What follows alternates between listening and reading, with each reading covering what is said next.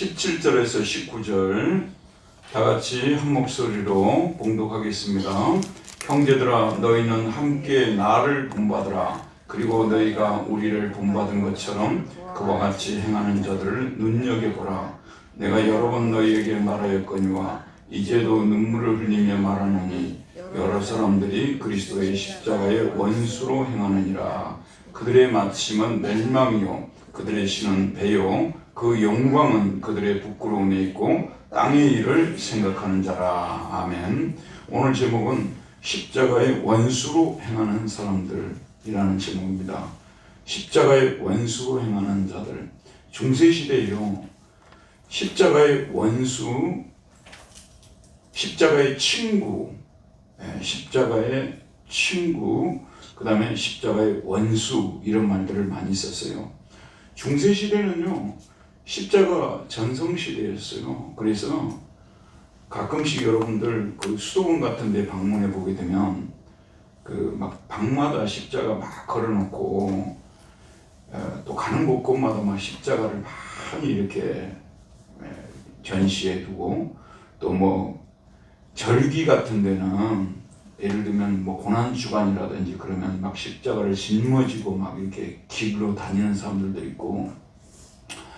그런데 참 이게 중세시대가 암흑시대라고 하잖아요. 십자가의 의미에 대해서는 너무나 무지한 시대였어요, 여러분. 십자가 하게 되면 뭐가 제일 먼저 떠오릅니까, 여러분은? 십자가 하게 되면 뭐가 제일 떠올라요? 사랑.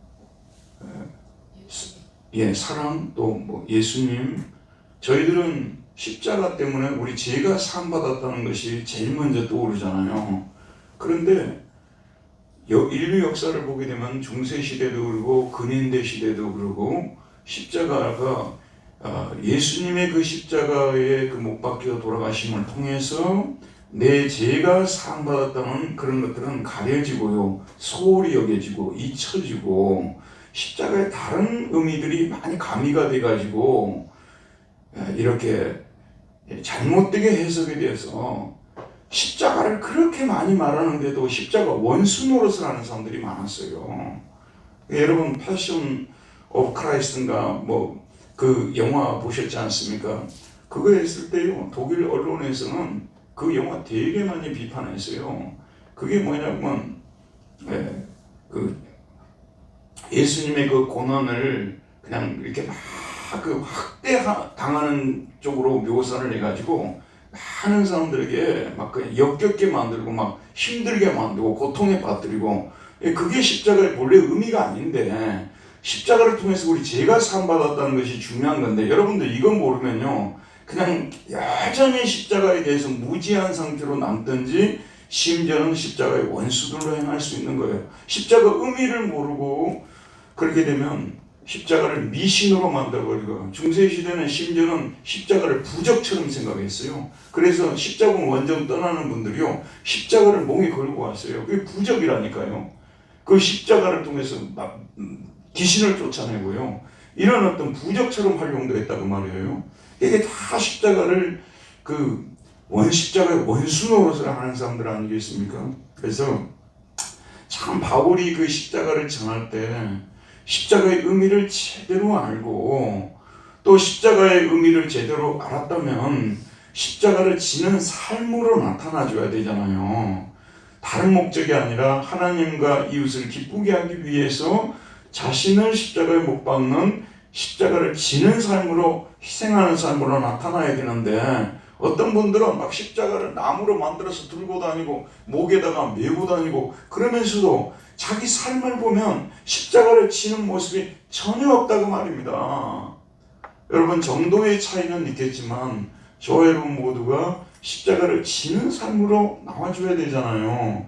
그런데 십자가를 통해서 영광만 받으려고 하고 십자가를 지고 주님을 따르는 모습은 나타나지 않고, 이런 분들이 나타나게 돼서 바울이 이 사람들 때문에 복음을 전하는데 상당히 어려움을 겪었어요. 힘들었어요.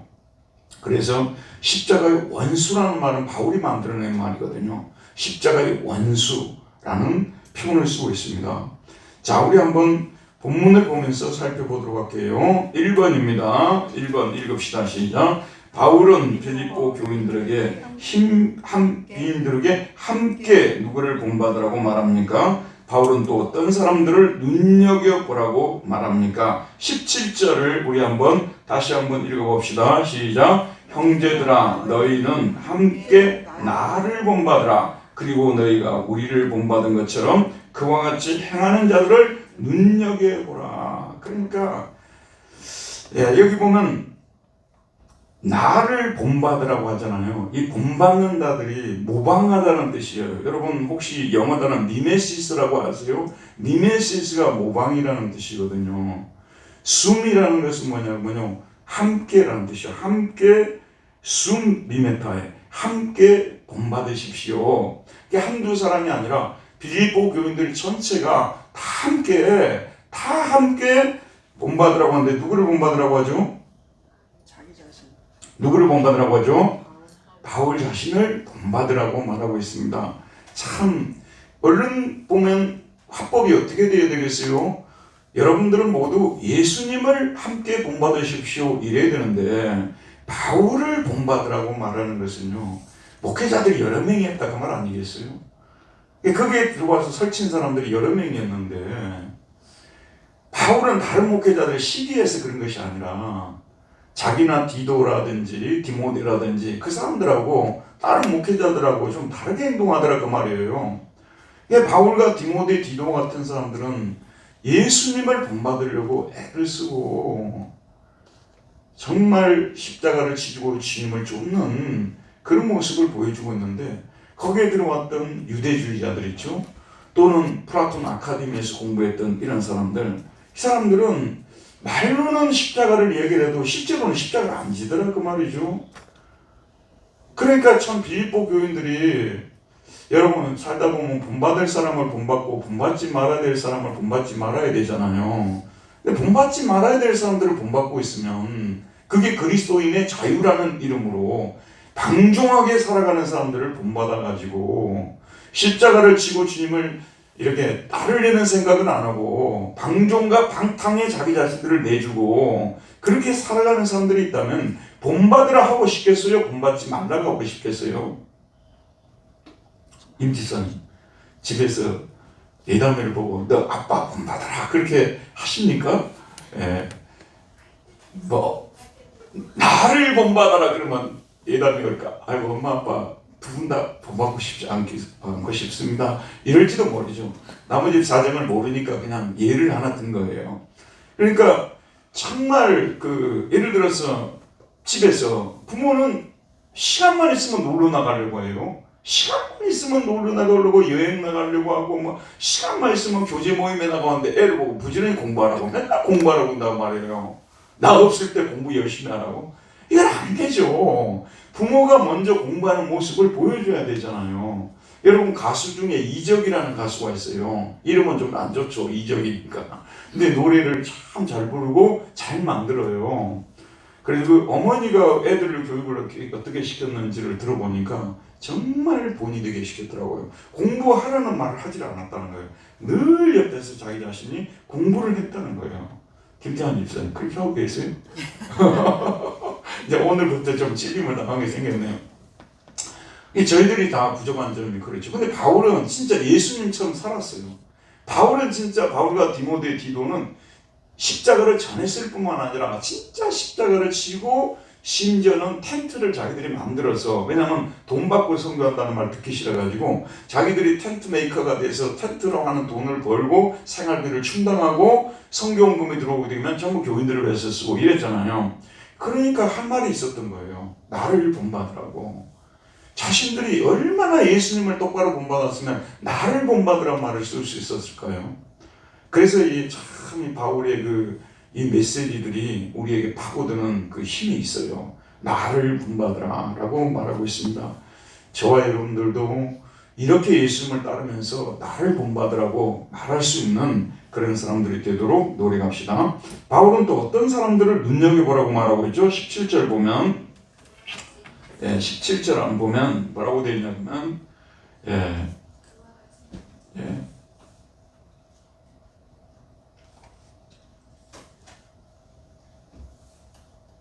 그와 같이 그러니까 바울과 같이 디도와 같이 뭐죠? 행하는 사람들이라고 하거든요. 페리파툰타스라고 되어 있어요. 이게 페리파테오는요, 걷다라는 말도 있지만 생활하다, 처신하다, 행동하다 그런 뜻을 가지고 있지 않습니까? 그러니까 빌립보 교회 내에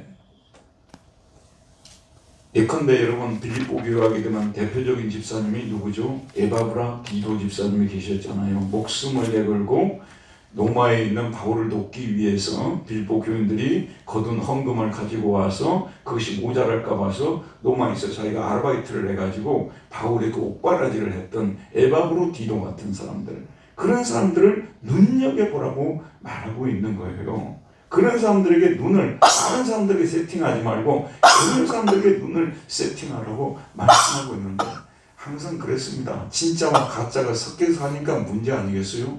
신학교 졸업하는 사람들이 다 진짜면은 이런 말이 나올 필요가 없는데, 오늘날도 보게 되면요, TV 같은 데를 보고 있으면 참 너무 가슴이 아픈 거예요. 설교 시간에도 제가 한 2번 제가 말씀드렸습니다만은 그 여의도 순복음교회 그 목사님들, 지금 현재 목사님요, 이런 분들이 그 영상에 내가 안 보려고 해도 보이는 거예요. 막 보라는데 여기다 손 얹으라 해가지고 뭐 무슨 귀신 물러가고 무슨 병마 물러가고 막 이렇게 하는데, 아니 그런 것들은 그렇게 모두가 손 얹고 그렇게 하는 것이 성경적이 아니라고 저는 보거든요. 그러니까 하나님 앞에 자기 연약함을 불쌍히 여겨달라고 그러고 치료해달라고 그러고 또 구원해달라고 그러고 문제가 있으면 해결해달라고 그러면 되는 거 아니에요? 근데 이분들은 뭐냐면 우리 몸이 귀신 때문에 이렇게 이런 어려움들이 생겼다는 거 아니에요? 귀신 쫓아내는가 동시에 그런 것들은 병이 해결된다고 가르치니 성경을 얼마나 엉터리로 가르치는 거예요, 여러분.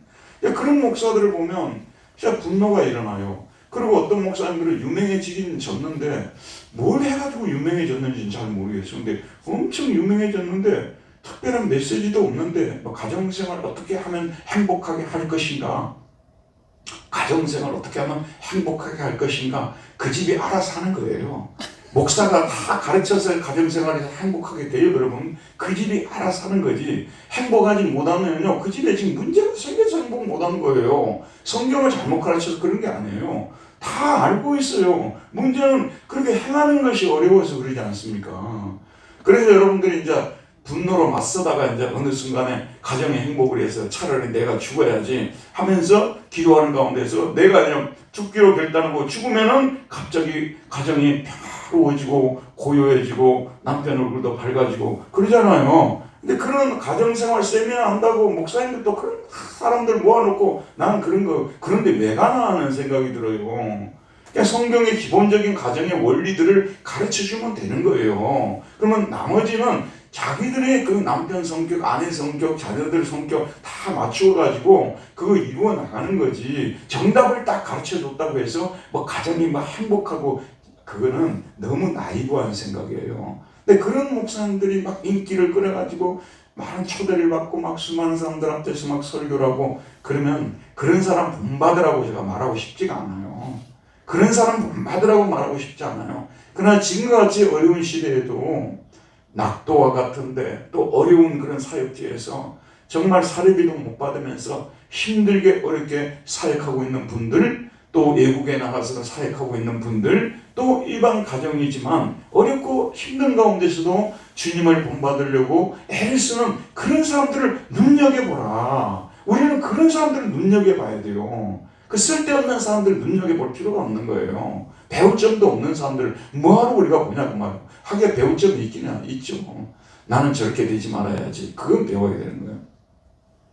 자, 그래서 오늘 보게 되면 너희들이 우리를 본으로 가진 것처럼 그와 같이 페리파툰타스, 그와 같이 행하는 사람들, 걷는 사람들, 처신하는 사람들, 그런 사람들을 눈여겨보라고 말씀하고 있습니다. 자, 그 다음에 2번 한번 보도록 할까요? 자, 2번입니다. 함께 읽읍시다. 시작. 바울은 빌립보 교인들에게 여러 번 말했고 지금도 눈물을 흘리며 말하는 내용이 있습니다. 그는 여러 사람들이 그리스도의 십자가에 무엇으로 행한다고 말하고 있죠? 18절. 내가 여러 번 너에게 말하였거니와 이제도 눈물을 흘리며 말하노니 여러 사람들이 그리스도의 십자가의 원수 행하느니라. 금방 제가 언급했던 그런 사람들 혹은 이단 그 교주들이 있지 않습니까? 그런 사람들이 십자가의 원수들로 행하고 있는데, 오늘 빌립보서에서 특별히 십자가의 원수들이라고 하는 분들은요, 유대주의 영향을 받은 율법주의자들이에요. 자, 여러분 저를 보세요. 갈라디아서도 그렇고 빌립보서도 그렇고요. 이제 유대 말하자면 예루살렘 신학교를 졸업한 정통 유대인들이에요. 이제 그런 분들 중에서 예수님을 믿고 영접한 분들이 있는데, 이분들이 이제 자기들이 바울보다도 뛰어난 그런 선지자, 사도라고 생각하는 사람들이에요. 왜냐하면 자기들은 뼈대 있는 신학교를 나왔고 자기 조상들도 다 뼈대가 있었고 그랬잖아요. 근데 이제 바울은 다마스커스에 가다가 갑자기 도상에서 예수님을 만났다고 해서 변화된 사람 아니에요. 그러니까 바울이 전하고 있는 그 복음은 자기들보다 한 단계 밑에 수준의 복음을, 클래스가 낮은 복음을 전하고 있다고 보는 거예요. 여러분 저를 보세요. 바울은 예수 그리스도를 믿고 구원을 받는다고 하잖아요. 이 말은 뭐냐면 율법과 관계없이요. 율법과 관계없이 하나님이 구원을 위해서 정해놓은 방법은 주 예수를 믿으라고 하는 거잖아요. 왜? 너희들이 지켜야 될 율법을 주님이 대신 지켜주셨기 때문이라는 거죠. 너희들이 청산해야 될 죄짐을 주님이 십자가에서 대신 청산해 주었다는 얘기 아니에요? 그렇죠 여러분? 대신이란 대신 청산해 준다는 말은 여러분 우리한테 그렇게 썩 와닿지 않는지는 제가 잘 모르겠습니다만, 독일에서는요 대신이라는 슈텔페트레퉁이라고 해요. 근데 이게 뭐냐면 부사장을 말할 때 슈텔페트렌드라고 하는 거예요. 트레텐드. 이게 뭐냐면 대리한다, 대표한다 그런 뜻이에요. 부사장을 그렇게 불러요. 그게 뭐냐면 사장을 대신해서 지금 모든 그 권한을 행사하는 사람이라는 그런 뜻이거든요. 그러니까 우리 예수님께서 우리 모든 죄짐을 짊어지고 우리 대신, 우리를 대표해서 고난받고 죽으셨기 때문에 우리 신자들에게 율법의 무거운 짐을 다시 짊어지게 해서는 안 되는 거예요. 자, 여러분 핸드폰 전부 보세요. 옆에 보세요. 이렇게 저처럼 이렇게 해보세요. 율법이라는 것은 자기의 죄를 비춰주는 거울로서는 여전히 구약이나 신약이나 지금 믿기 전이나 믿은 후나 여전히 효력을 가지는 거예요. 이해하겠죠 여러분? 이거는 비춰줄 뿐이에요. 우리를 구원으로 인도하는 건 아니고요. 또 율법을 우리가 가지고 있다고 해서 우리가 죄와 싸워서 이기는 법도 없는 거예요. 율법 때문에 오히려 죄에게 더 사로잡힐 수 있는 것이잖아요. 그게 바울신학이거든요. 근데 이분들은 뭐냐면 예수를 믿었어요. 주 예수를 믿고 은혜를 받았어요. 근데 내려오더니 십자가만으로는 불가능하다고, 너희들이 몸에다가 흔적을 내야 되는 거. 그게 할례의 흔적이거든요. 할례의 흔적을 내야 돼요. 그 다음에 율법을 지키는 흔적들을 또 내야 돼요. 알겠죠 여러분? 분명히 나는 이 증서만 받으면 구원을 받는다고 해서 믿음으로 이 증서를 받았어요. 가지고 있어요. 기뻤어요. 감사했어요. 찬양하고 살았어요. 근데 어떤 목사님 오시더니 그게 아니라 너희들 열심히 기도했고 하늘에서 떨어지는 불을 받아야 된다고 얘기를 하는, 그 불을 안 받으면, 그 불이 떨어진 증거가 방언인데 방언을 안 받으면 구원을 받지 못한다고 가르쳐버리는 거예요. 이게 말하자면 오늘은 현대식 유대주의자들이에요. 이게 뭐냐면 예수만으로는 안 된다는 입장이거든요. 그러면 들어보세요. 율법이 필요하죠. 그런 체험이 필요하죠. 보세요 여러분. 결국은 예수님의 십자가의 효력을 감소시키거나 무효화시켜버리는 거예요. 그러니까 원수의 원수 아니에요. 원수 맞죠. 예수님은 우리 보고 그런 거 하지 말라고 우리 죄짐을 대신 짊어지시고 예수님이 대신 고난당하시 죽어주셨는데, 이 사람들이 와가지고 그것만으로는 안 되고 우리가 하는 행동을 보태야만이, 그런 체험들이 있어 흔적이 있어야만이 구원을 받는다고 가르치니까 결국은 예수의 십자가를 효력이 없게 만들어버린 원수 노릇을 하고 있는 사람들 아니겠어요. 여러분 죄송합니다만 한때는요 순복음교회가 얼마나 방언을 많이 강조했는지 산에 데리고 들어가고 방언을 훈련까지 시켜 따라해보라고 그랬다니까요. 근데 그런 성경 구절이 한 구절이라고 했습니까? 방언을 하라고 따라하라고. 근데 그렇게 실제로 했어요 여러분. 그런 십자가의 원수 노릇을 하는 사람들 아니에요. 잘 여러분이 알고 계십니다만요, 우리가 신앙생활을 잘 해나가다 보면 어느 순간에 나도 모르게 기도하는 가운데 방언이 터질 수 있어요. 나도 모르게 그런 체험들을 할 수가 있어요. 내가 하려고 해서 체험한 게 아니라 나도 모르게 그런 체험을 했어요. 그런 체험들이 쌓이게 돼요, 여러분. 다만 여러분 다 숨기고 있어서 그럴 뿐이지 그런 체험이 없는 건 아니잖아요. 근데 그런 것들을 의도적으로 막 하게 해가지고 불을 안 받은 사람은, 이번 부흥에 와서 불을 안 받은 사람은 구원을 못 받았느니, 방언을 못하는 사람은 구원을 못 받거나 아주 뭐 초보자라든지 이런 식으로 하는 사람들이 십자가의 원수들이에요. 또 한 종류의 원수는 뭐냐면요, 희랍 철학의 영향을 받은 쾌락주의자들이에요. 여러분, 플라톤이 예수님 전에 있었던 사람이요, 후에 있었던 사람이에요. 철학자 플라톤이. 예수님 전도 한참 전이었죠. 근데 플라톤, 아리스토텔레스 전성시대가 있었죠. 아리스토텔레스는 플라톤 제자였는데 두 사람도 죽었어요. 그러고 나서 이제 스토아 학파라는 뭐 제논이라든지 스토아 학파가 등장하잖아요. 이쪽이 금욕주의자들이에요. 그런데 또 한 사람이 시대의 인물이 나타났는데 누구였어요? 에피쿠루스라는 사람 아니에요. 에피쿠루스. 여러분 쾌락주의란 말 많이 들으셨죠? 그 사람이 썼던 유명한 말이 까르페 디엠 아니에요. 까르페 디엠은 뭐죠? 까르페는 영어로 테이크예요. 취하라, 취하라, 가져라 그런 얘기죠. 그 다음에 a day, 하루를 취하라, 가져라. 그래서 뭡니까? 그 보통 번역을 뭐라고 하죠 이걸? 까르페 디엠. 하루를 즐겨라. 예? 지금을 즐겨라. 지금을 즐겨라. 뭐 그런 거죠. 현재를 즐겨라. 근데 원래는 take a day라는 뜻이에요. 그러니까 까르페 디엠 해가지고 원래 이 사람은 생각이 쾌락주의가 그렇게 단순하지가 않습니다. 그냥 맨날 그냥 술 취하고 방탕하고 지 맘대로 살아라는 그런 뜻이 아니고요. 이게 이제는 거대 담론이 무너져버린 상태에서 개개인이 어떻게 행복하게 살아갈 것이냐 거기에 초점을 맞추다 보니까 열심히 일하고 친구들끼리 또 사랑하는 가족과 함께 모여서 고기도 구워 먹고 그 편하게 그런 시간을 가지면서 가는 것이 인생의 행복의 길 아니겠느냐. 이걸 이제 이 사람이 설파한 건데 이게 전도가 돼가지고 그냥 먹고 방탕하게 즐겨버리라 이렇게 이제 한 건데 어쨌든 이런 통속적인 쾌락주의가 지금 빌립보에도 들어와가지고 이렇게 예수를 믿고 난 사람들이 그렇게 살아서는 안 된다고 생각해서 돌이킨 사람들은 아니에요. 근데 어느 순간에 쾌락주의에 빠져가지고 그 예수 안 믿는 사람들이 하는 그 모습을 그대로 본받고 사는 거예요. 자, 여러분 저를 보세요. 우리 인생에 살아가면서 쾌락이 필요해요? 필요하지 않아요? 조용한 시간도 갖고 가족끼리 모이고 친구들끼리 모여서 음식도 먹고 조용한 시간도 가지고 또 우리가 회복도 하고 그러는 거 아니에요. 항상 우리가 유념해야 될 게 뭐냐면요, 우리가 아담의 재성을 가지고 있기 때문에 항상 조금 더 나가요. 그걸 항상 잡지 않은 훈련을 해야 되는 거예요. 그래서 성령의 열매 중에 무슨 열매가 있어요? 절제의 열매가 있잖아요. 쾌락 자체를 배척하는 것은요, 이거는 성경적인 것처럼 보이지만 성경적이 아니에요. 그래서 예수 믿는 사람들은 다 금욕주의자가 되어야 신앙이 제일 좋은 것처럼 가르치는 거는요, 그 얼른 들으면은 목사님 훌륭하다고 그렇게 말할지 모르지만 그건 저는 아니에요. 기독교 쾌락주의라는 희락주의라는 것이 있어요. 그걸 좀 유행시킨 사람이 미국의 존 파이프 목사님, 지금 살아있는 목사님이 제일 많이 유행한 인기가 있는 목사님인데 미넨에서 공부하신 분이에요. 독일 미넨에서.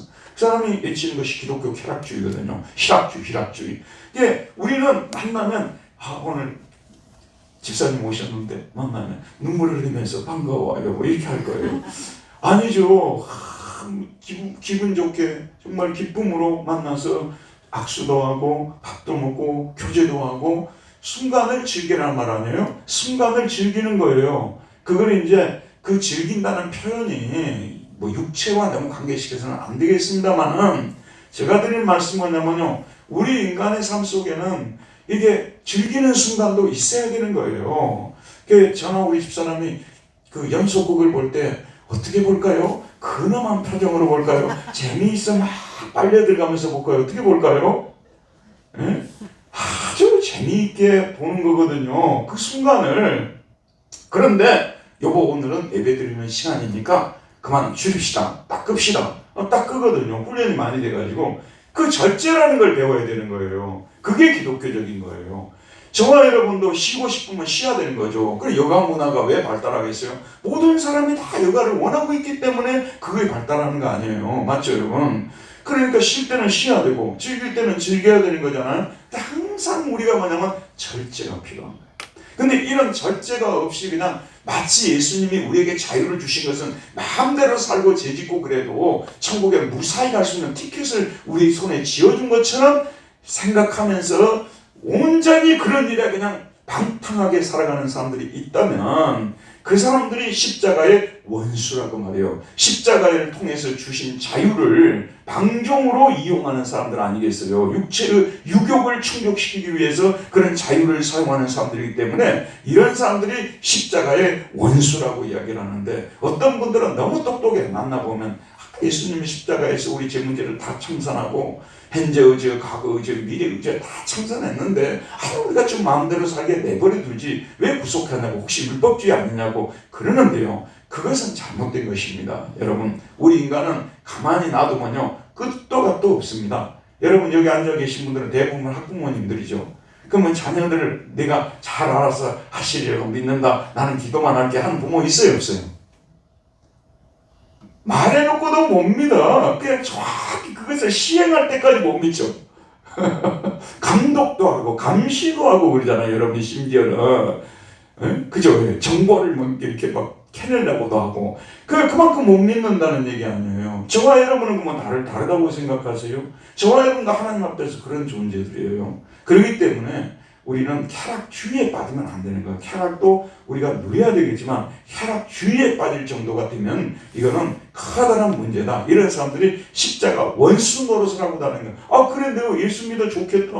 아니 나는 마음대로 죄를 못 짓고 양심 고통 때문에 힘들었는데 예수님이 다 해결해 주시고 너처럼 마음대로 살면 된다니 나는 오늘부터 예수 믿겠다. 그럼 교회는 안 가니까 이해해. 이런단 말이에요. 이게 바로 십자가의 원수 노릇을 하는 사람들 아니겠어요. 저와 여러분은 그런 분들이 한 분도 없습니다만은 빌립보 교회에 그런 분들이 있었다는 것입니다. 여러 사람들이 그리스도의 십자가의 원수로 행하고 있다고 말하고 있습니다. 자, 그 다음에 세 번째 문제를 한번 읽읍시다. 그런 사람들의 마침이 무엇이라고 말합니까? 19절이죠.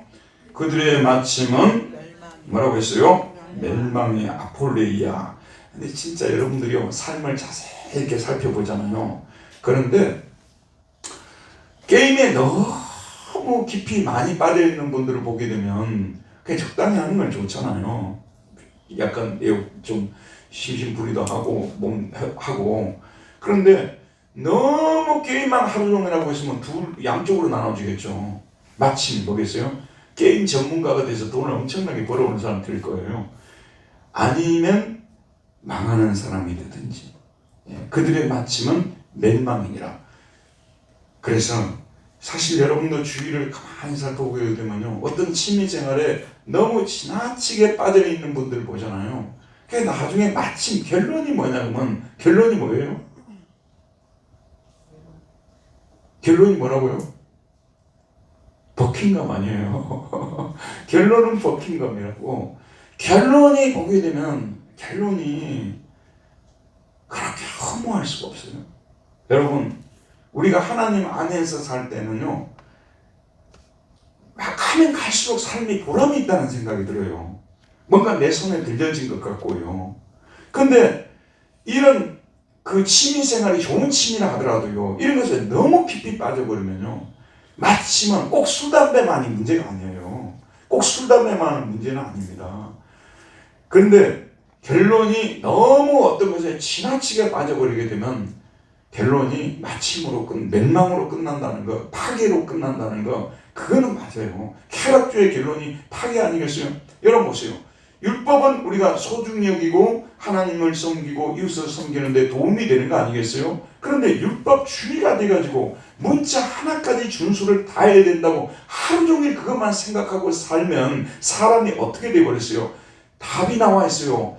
결론은 멸망이라고 되어 있잖아요. 여러분 지나친 율법주의로 가보세요. 금욕주의로 가보세요. 나중에 가면요, 사람이 사람 같지가 않아요. 인간 냄새가 안 나버려요.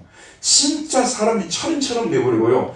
너무나도 감정도 메말라버린 정말 너무나 비인간적인 인간으로 이렇게 되어져 버리는 것입니다. 그렇기 때문에 우리는 그런 사람들의 마침이 결론이 파괴된다는 것, 율법주의자들의 마침도 파괴고 멸망이고요.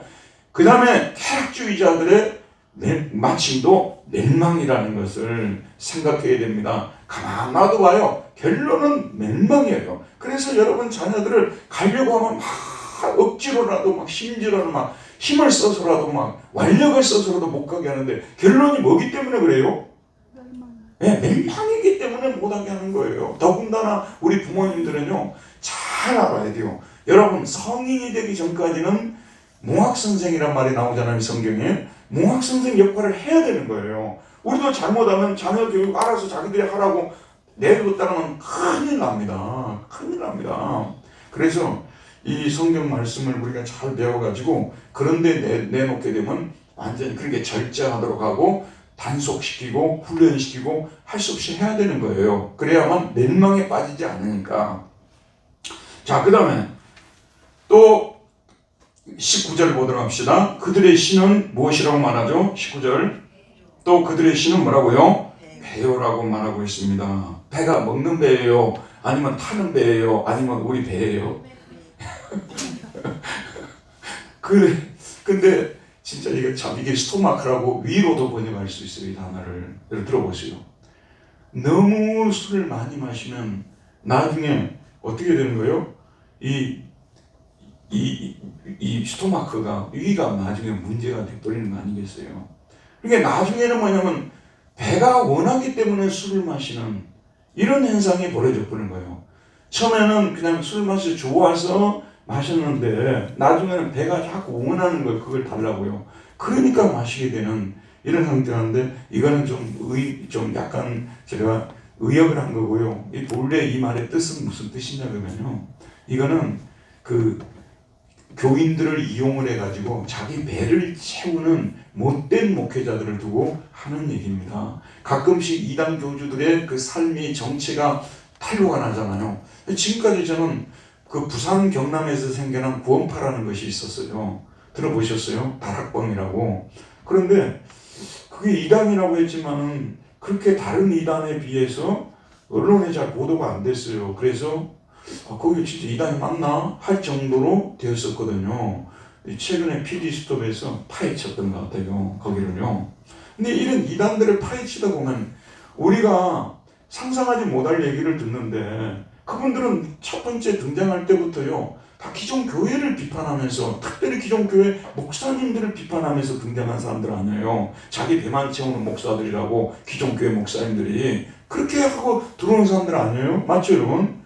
그런데 나중에 가보니까 자기네들은 재산을 모아도 뭐 1, 2억 그런 걸 모은 것이 아니라 재산을 수십억, 수백억, 수천억 원을 자기들이 그 교인들 걸 받아가지고 그러고 하고 있지 않습니까? 그래서 참 우리는 이단에 빠진 분들을 위해서 많이 기도해야 돼요. 정말 많이 기도해야 돼요. 그래서 그들이 정말 거기에서 나올 수 있도록 해줘야 되는데 저 여동생도 한때 빠졌거든요. 뭐죠 요즘 그 신천지에 뭐 장례식에 가서 이야기를 하는데 지가 나보다 더 많이 하는 애야. 그냥 나를 놓고 훈계를 하는 거예요. 그러니까 그런 이단에 빠졌는데 신천지 교주 이만희 씨 또 이런 분들 보면 문제는 재산이 하나도 없더라. 예전에 칼빈이 종교개혁을 했을 때요. 저쪽 로마 천주교 진영에서 칼빈이 비리를 켜려고 칼빈이 집에 와봤어요. 가져갈 것이 하나도 없었던 거예요. 아무런 가진 것이 없으니까 결국은 뭐냐면 돌아간 거예요.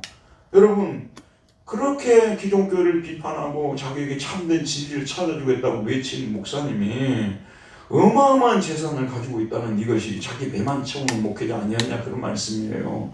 근데 이런 분들이 항상 있어요. 그러니까 그런 분들은 십자가의 원수들이니까 조심해야 된다는 말씀입니다. 그것도 사람이 좀 들어보면 알거든요. 저 목사님이 정말 예수를 높이고 하나님을 높이는 사람인가 아니면 자기 영광을 구하고 자기를 높이는 사람인가 아니 들어보면 모르는 거예요 여러분. 근데 그걸 들어보고도 사람들이 많이 거기에 끌려들어가는 사탄의 강력한 역사가 있기 때문에 그런 거예요. 사탄을 우습게 보는 것은요 정말 잘못된 기독교예요. 우리는 사탄이 예수의 이름 앞에서만 굴복하지 우리한테는 굴복을 안 해요. 그 정도로 강교하고 교활하고요. 그 다음에 그만큼의 능력이 있어요. 예수의 이름 앞에서만 굴복해요. 그래서 우리는 이 사탄이 하는 짓거리들을 그냥 우리가 가볍게 봐서는 안 됩니다. 그래서 이런 그런 데서 한번 와서 말씀 한번 들어보세요. 좋습니다. 기존교회에서 듣지 못한 말씀입니다. 갔다가는 그냥 넘어가 버리는 거예요. 진짜 갔다가는 넘어가 버립니다. 그렇기 때문에 그런 분들이 정명석이도 그러고 지금까지 문선명이도 그러고 얼마나 재산이 많은데 언제 시간이 되면 카페 한번 가보세요. 나도 모르고 갔어요. 누가 데리고 가서 갔는데 아니 그 옆에 가면은 그 선교사님이에요. 거기에 카페가 있다는 거예요. 그 카페 한잔 하자고 우리 목사님들이 간 거예요. 그 홍정길 목사님 지은 그 예배당 거기 갔거든요. 근데 카페 가니까 거기가 완전히 그 통일교의 왕국이에요. 왕국. 그냥 건물들도 화려하고요. 그것도 호수를 끼고 얼마나 아름답게 지어놨는지. 자, 그 병원도 거기 통일교 거예요. 가평에 있는 병원도. 근데 재밌는 게 뭐냐면 선교사님들도 그 병원에 간답니다. 네, 왜냐면 이제 그때는 그냥 몰랐다고 생각하고 가야죠. 몰랐다고 생각하고. 그런데 그렇게 많은 돈을 끌어낸 거예요. 어디서 그런 정말 교인들을 위해서 살았다면 그렇게 많은 돈을 모을 수 있었겠습니까? 그런데도 그런 사람들을 보면서도 속고 넘어가고 있으니 기가 막히지 않습니까? 강화문에서 막 태극기를 들고 막 성조기를 들고 막 주일마다 모여가지고 주여 주여 외치고 내가 가끔씩 그 방송을 하나 보거든요. 나는 그냥 뒤로 넘어갈 것 같아요. 막 토할 것 같아요. 어떻게 여기에 있는 사람들 이걸 분배를 못하는지. 우리가 나라 사랑하는 마음은 자기만 사랑하나? 다 사랑하지. 그럼 상대방 진영은 다 공산당이라고 막 그럼 거기 투표한 분들은 다 공산주의 신봉하는 사람들 아니에요?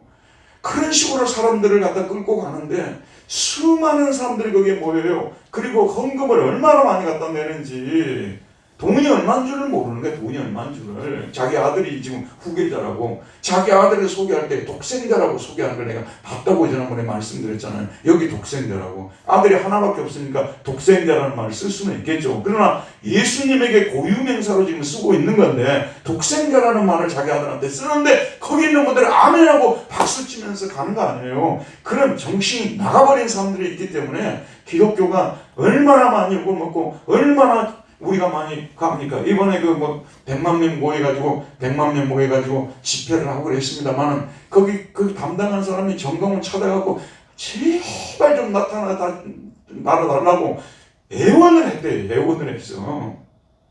결국은 정치적 집회가 돼버리니까. 근데 이번에 가신 분들은 순수한 목적으로 간 건 사실이에요. 그러나 혹시라도 순수성이 퇴색할까 봐서 그렇게 했어요. 근데 그런 사람들이 하나님 예수님을 갖다 대니 왜 그런 사람들을 구분을 못하냐고.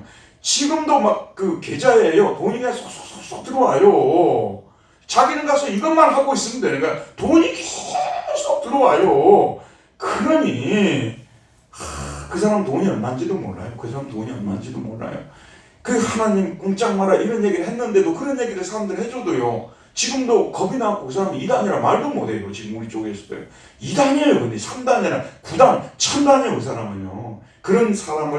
그런 사람들의 마침이 뭐겠습니까? 그 사람들은 멸망이고 그들의 신은 무엇이라고요? 배입니다. 배. 그들이 여호와 하나님을 섬기는 사람이 아니라 자기 배를 섬기는 사람이라는 거예요. 그 다음에 또 누굽니까? 5번입니까? 5번이죠. 읽읍시다. 그들의 영광은 그들의 무엇에 있다고 말합니까? 19절. 그들의 마침은 멸망이요 그들의 신은 배요. 그 영광은 그들의 뭐예요? 부끄러움에 있고 하나님께서 언젠가는 때가 되면 부끄러움을 당하게 하실 거예요. 부끄러움을 당하게 하십니다.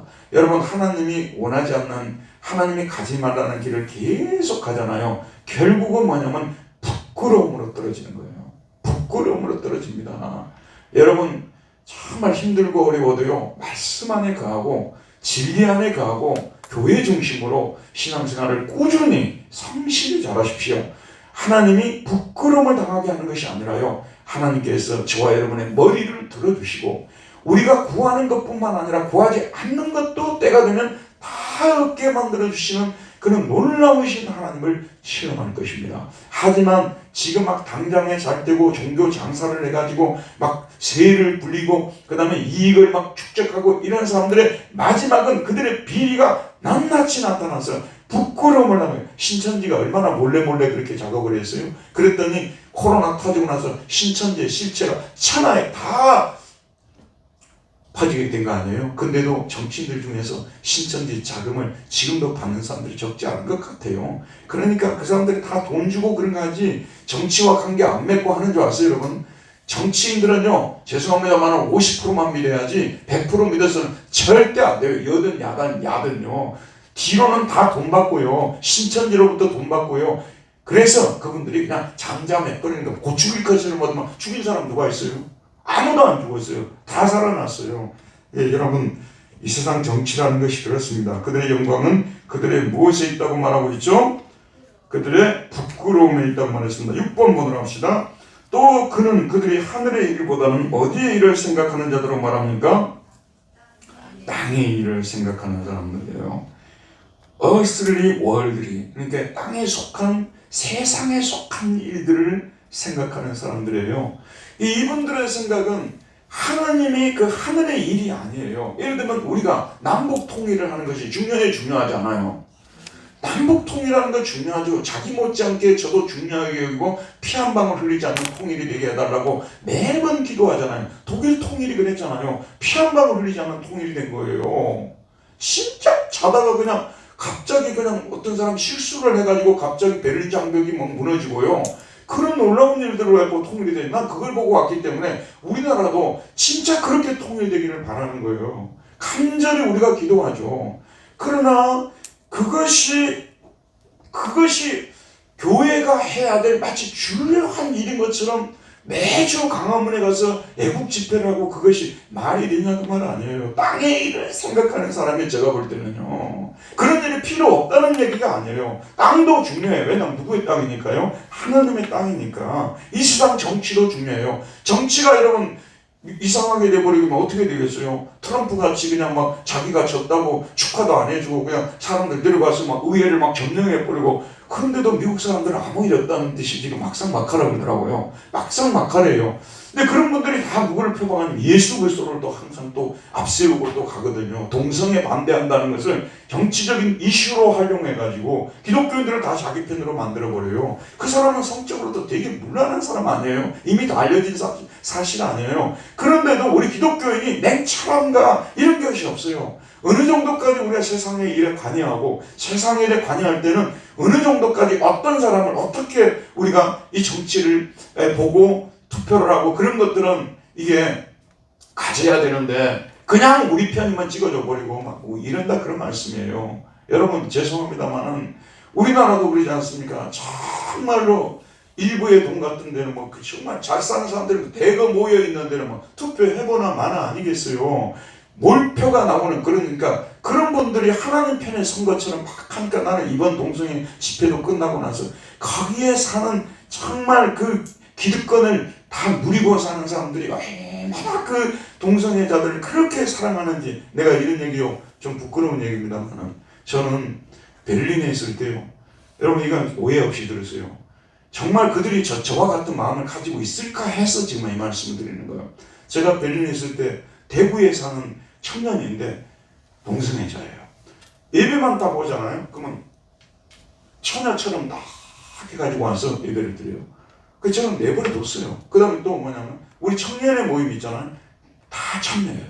근데 참여하는데 꼭 우리 큰아들 옆에 와서 앉아요. 또 큰아들이 또 잘생기기도 했잖아요.